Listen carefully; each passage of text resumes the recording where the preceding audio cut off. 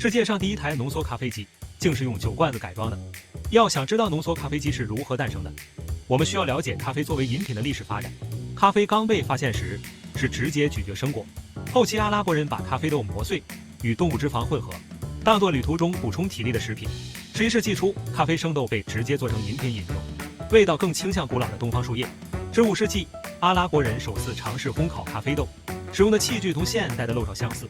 烘焙时把咖啡豆放在上面，置于炭盆上加热，每次只能烘焙少量。烘烤后的咖啡豆磨碎，冲煮方式就是将咖啡粉和水放在一起煮。为咖啡饮品而诞生的咖啡壶，约在1685年问世于法国，在路易15时期广为流传。它是一个附有加热金属板的玻璃水瓶，下方有酒精灯加热，冲煮过程很慢。为了摆脱烦人的咖啡渣，在1763年，法国人顿马丹发明了使用法兰绒的布袋过滤掉咖啡渣的冲泡方式，不仅产生不同的制作方式，还大大提高了咖啡的香气。而为了更好地锁住咖啡的香气，1800年，巴黎大主教德贝洛发明了两段式咖啡壶，可以说是今天滴滤式咖啡壶的鼻祖。此后的半个多世纪，为了追求更好喝的咖啡，各种咖啡器具层出不穷。直到1884年，首台浓缩咖啡机被制造了出来。在19世纪60年代，工业革命强势兴起，珍妮纺织机的出现引起了从手工劳动向动力机器生产转变的飞跃。随着西方资本主义社会的形态发展，工人与效率之间形成收益差。工厂老板们发现，工人们在喝过咖啡后，他们的生产效率提高了很多。缺点是喝咖啡休息的时间太长了。以传统蒸煮咖啡的制作方法，从准备到制作再到喝完，仅一个人的休息时间就要半个多小时。那么，如何既能提高生产效率，同时又能在短时间内让所有的工人都能喝上咖啡呢？于是，在1884年，世界上第一台蒸汽浓缩咖啡机诞生了，实现了在1小时内做出300杯，甚至可以一次性同时做10杯咖啡的壮举。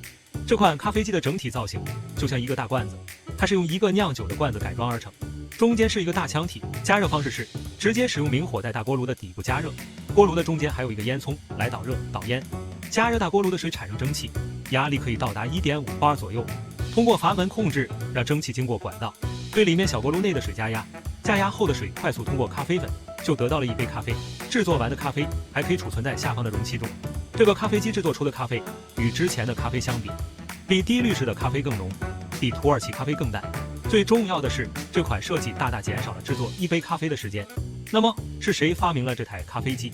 他为什么要制作这款咖啡机呢？让我们把时间倒回到1851年，在意大利都灵市的 Morindo 庄园里出生了一个男婴，取名为 Angelo Morindo。小时候的 Morindo 衣食无忧，对世界充满好奇，经常跑到酒厂里观察工人们如何制作利口酒，对技术和机械充满兴趣。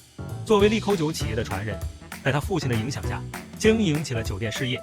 后来他在都灵购下一家酒吧和旅馆，就是位于都灵市中心卡洛费利斯广场的利古雷大酒店和位于罗马大街国家美术馆的美国酒吧。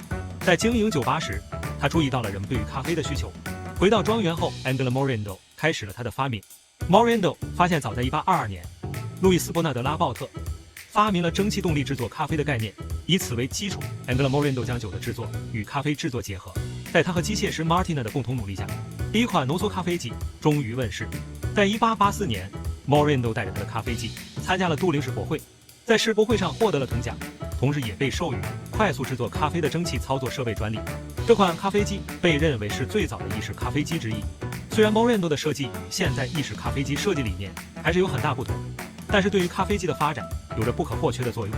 从 1.5 bar 到9 bar， 从10几分钟的冲煮到现在的全自动，咖啡机的发展得益于各个时代咖啡师的不停探索以及科技的进步。虽然现有的咖啡机技术已经很成熟，但是由于对咖啡的热爱，咖啡机的发展也绝不会在这个时代就停下脚步。